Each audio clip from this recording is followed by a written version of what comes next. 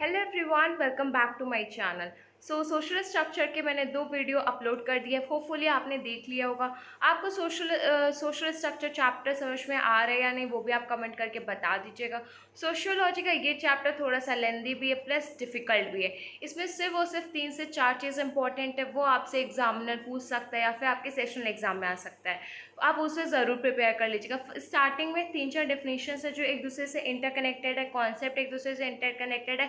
But अगर आपको Hindi meaning समझ में आ रहा है तो आप उसको अपने लैंग्वेज में लिख भी सकते हैं, तो उससे आपको कोई टेंशन लेने वाली बात नहीं है। आप उस पर टेंशन मत लीजिए, बस अपना कॉन्सेप्ट क्लियर करने की कोशिश करिए। लास्टली हम लोगों ने एसोसिएशन तक डिस्कस कर लिया था। अगर आपको इसमें कोई भी डाउट हो यहाँ तक चैप्टर 2 सोशल स्ट्रक्चर में, तो प्लीज़ आप कमेंट करके क्लियर कर लीजिए। नेक्स्ट हमारा टॉपिक स्टार्ट होगा। सो फर्स्टली स्टार्ट हो रहा हमारा इंस्टीट्यूशन एज सच इम्पॉर्टेंट नहीं है, तो हम लोग इंस्टीट्यूशन ना डिस्कस करके डायरेक्ट डिस्कस करेंगे पर्सनल डिसऑर्गेनाइजेशन। अगर पर्सनल डिसऑर्गेनाइजेशन की मैं बात करूं तो पर्सनल डिसऑर्गेनाइजेशन इम्पॉर्टेंट है। तो सबसे पहले आप इसकी डेफिनेशन को लर्न कर लीजिए। तो डेफिनेशन आप जो भी लर्न करें तो वो इजी वाली ही चूज़ करिए, जो भी इसमें आपको इजी लग रही है वो लर्न करिए। जनरली पर्सनल डिसऑर्गेनाइजेशन क्या होता है? वो एक कंडीशन होती है या फिर कह सकते हैं कि ऐसा प्रोसेस जिसमें जो पर्सन है वो अपने बिहेवियर को इस्टेब्लिश करता है। उसी का बिहेवियर उसका एक रोल प्ले करता है, एक माइनर में होता है एक मेजर में, बट इस दिस टाइम वो मेजर रोल प्ले करता है। अगर ऑर्गेनाइजेशन हो रहा है तो फिर डिसऑर्गेनाइजेशन भी होगा। फॉर एग्जांपल यहाँ पे बिहेवियर ऑर्गेनाइज करता है कुछ भी मेजर रोल्स, तो सच डिसऑर्गेनाइजेशन भी होते हैं जिसको हम लोग कॉन्टिन्यूस में रखते हैं। सो ये हमारा डेफिनेशन है। इससे आपको समझ में भी आ रहा होगा कि हमारा जो सोशल के नॉर्म्स हैं वो कैसे डेविएट होते हैं। इसके कॉजेज़ है, कॉजेज़ में अगर जाओगे आप तो इसके मेनली आपको इंडिविजुअल फैक्टर्स पे बेसिस पे मिलेगा, जैसे कि physical disorders and personality disorder. Individual factors और सोशल फैक्टर आपके दो कॉजेज हैं। इसमें आपके दो टाइप्स दे रखे हैं, physical disorder, personality disorder. Next आपका जो सोशल है, सोशल के भी आप कोई 2 पॉइंट याद कर लीजिए, जैसे कि इसमें इजी है सोशल क्राइसिस। सोशल क्राइसिस में आप कुछ भी मेंशन कर सकते हो, पॉवर्टी मेंशन कर सकते हो, चाइल्ड हेल्थ डेवलपमेंट मेंशन कर सकते हो, conflict between personal interest and social norms, ये थोड़ा सा डिफिकल्ट हो जाएगा। नेक्स्ट आप ले लीजिए डिमांड फ्रॉम सोसाइटी। अगर डिमांड अगर आप कहीं भी इंडस्ट्री या कहीं पे भी आप वर्क करते हो, डिमांडिंग पे ही सेल हो पाती है।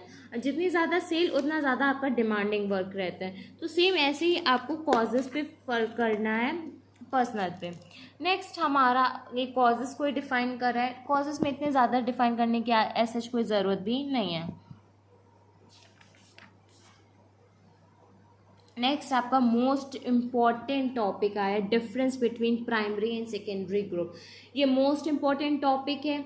ये आपसे एक बार ज़रूर पूछ लिया जाएगा, चाहे फिर सेशनल एग्ज़ाम में हो या फिर आपका कोई भी एग्ज़ाम हो यूनिवर्सिटी से रिलेटेड। और कॉम्पिटेटिव एग्जाम में इसके क्वेश्चन क्यों इतने ज़्यादा आते हैं वो भी अभी आपको इस वीडियो में क्लियर हो जाएगा। सो हम डिस्कस करते हैं difference between primary and secondary, वो भी इस टेबुलर फॉर्म में। ये टेबुलर फॉर्म बहुत ही ईजी है, इसे लर्न करने में आसानी हो जाती है, मेमोराइज करने में ईजी रहता है, साथ ही साथ इसको हम लोग रिप्रेजेंट करने का एक आइडिया मिल जाता है कॉपी में। और अगर आप टेबल फॉर्म में बनाएंगे तो आपको भी इजी रहेगा, कन्वीनियंट रहेगा। अगर आप पॉइंट्स में लिखेंगे तो पहले आप प्राइमरी ग्रुप को बताने से पहले आप सोसाइटी को डिफाइन करेंगे, फिर ग्रुप को, फिर primary group, and then second आप सेकेंडरी ग्रुप को चूज़ करेंगे। तो सबसे पहले हम स्टार्ट करते हैं ग्रुप के साइज पे। इसमें 10 पॉइंट्स हैं। Number 1, group size. अगर तो हम लोग ग्रुप साइज के बेसिस पे प्राइमरी ग्रुप बताएंगे और सेकेंडरी ग्रुप बताएंगे।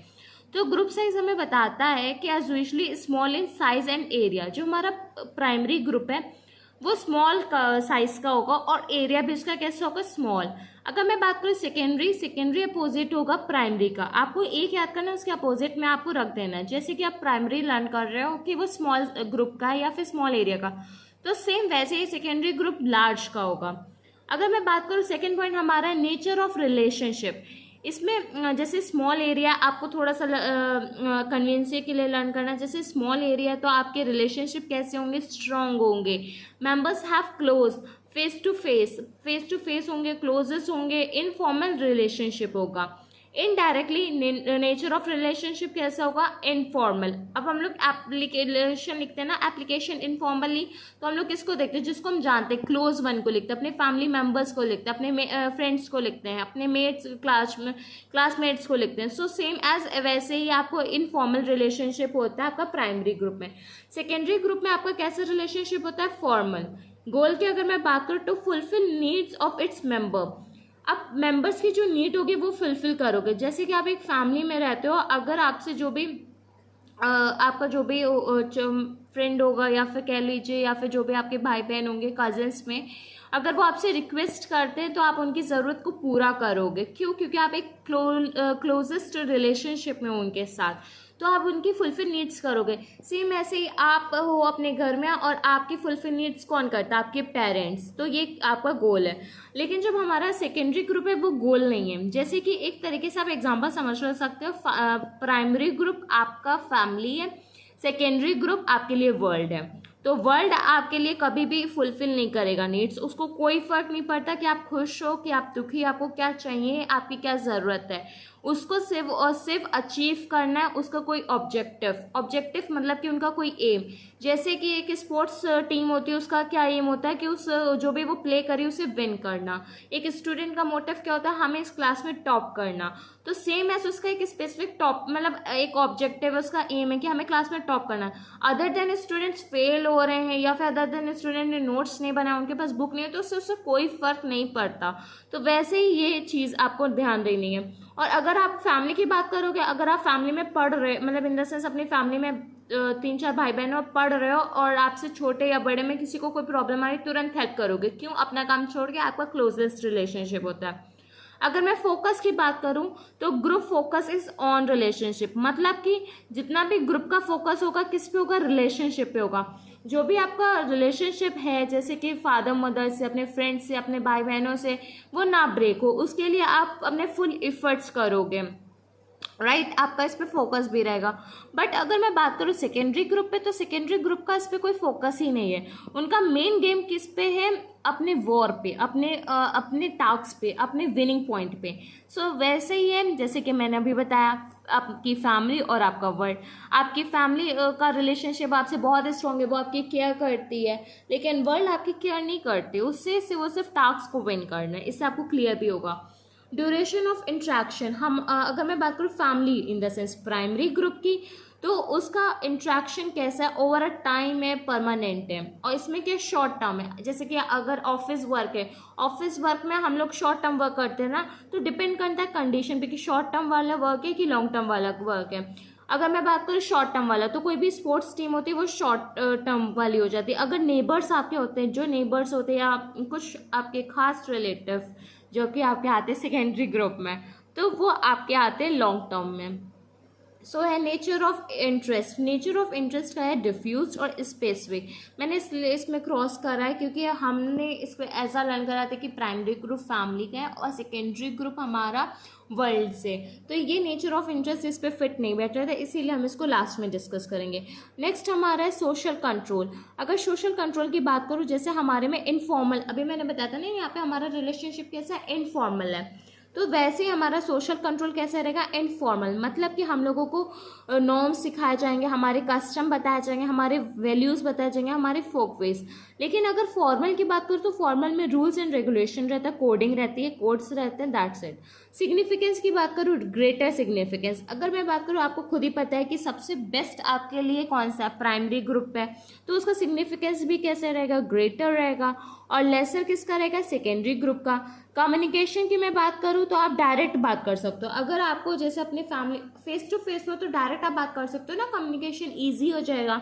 लेकिन अगर मैं इसमें कम्युनिकेशन की बात करूँ, तो इनडायरेक्ट कैसे, नेबर्स है ऑल द टाइम हम लोग फेस टू फेस बात नहीं कर सकते, तो हम लोग all the time face to face बात नहीं कर सकते, इसलिए वो इनडायरेक्ट आएगा। मेंबर का रोल्स की अगर मैं बात करूँ, तो फैमिली में ग्रुप में हमारे कैसे रहते हैं, स्टेबल रहते हैं। अब स्टेबल क्या, जैसे हमारा प्राइमरी ग्रुप है, प्राइमरी ग्रुप में हम लोग एग्जांपल लेते हैं फैमिली का, तो मेंबर्स रोल कैसे रहते हैं, स्टेबल। आप जैसे छोटे थे, जब फर्स्ट क्लास में हो, जब क्लास 12 में हो, या फिर आप बीएससी नर्सिंग फर्स्ट सेमेस्टर के स्टूडेंट हो, बट आपकी फैमिली आपके लिए सेम वैसे ही थी जैसे कि कल को थी, जैसे आज है वैसे ही उसे इन फ्यूचर रहना है। क्यों? क्योंकि वो आपसे स्टेबल है, क्योंकि वो आपसे रिलेशनशिप में, वो आपसे इनफॉर्मल वे में है, आपसे बिल्कुल साइज में स्मॉल है, आपसे बिल्कुल परमानेंट है, आपके लिए बिल्कुल इन द सेंस कहा जाए ग्रेटर सिग्निफिकेंस रखती है। ये सारी चीज़ें आपकी क्यों मैच करती है प्राइमरी ग्रुप से? क्योंकि वो एक स्टेबल है मेंबर ग्रुप का। तो वैसे ही अगर मैं बात करूँ, ये स्टेबल है, और जो सेकेंडरी ग्रुप है वो टाइम के अकॉर्डिंग और कंडीशन के अकॉर्डिंग तो मैनेज करता है, इसलिए ये स्टेबल अनस्टेबल भी हो सकता है और इंटरचेंजेबल जैसे कि अब मैंने बताया था ना, क्लास में कोई फर्स्ट के लिए प्रैक्टिस करता है, हार्डवर्क करता है, तो कोई ना कोई तो फर्स्ट आना है। अगर एक लड़का फर्स्ट नहीं आया जो प्रैक्टिस करा, तो वो एक लड़की की जगह एक लड़की फर्स्ट आएगी, तो ये क्या है, चेंजेबल है। एग्जाम्पल आप फैमिली, फ्रेंडशिप ग्रुप, रूममेट्स और ये सब रखेंगे आप प्राइमरी ग्रुप में। प्राइमरी ग्रुप में आप हमेशा फैमिली को रखेंगे ना, तो आपको बाकी 10 पॉइंट इजीली लर्न हो जाएंगे। Same sports team, political party और नेबर्स को आपको सेकेंडरी ग्रुप में रखना है। तो मेरे अकॉर्डिंग आपको प्राइमरी ग्रुप और सेकेंडरी ग्रुप क्लियर हो गया होगा। अगर इससे रिलेटेड कोई भी डाउट हो तो please comment it. Next video में हम इसके आगे का डिस्कस करेंगे। Okay, bye bye.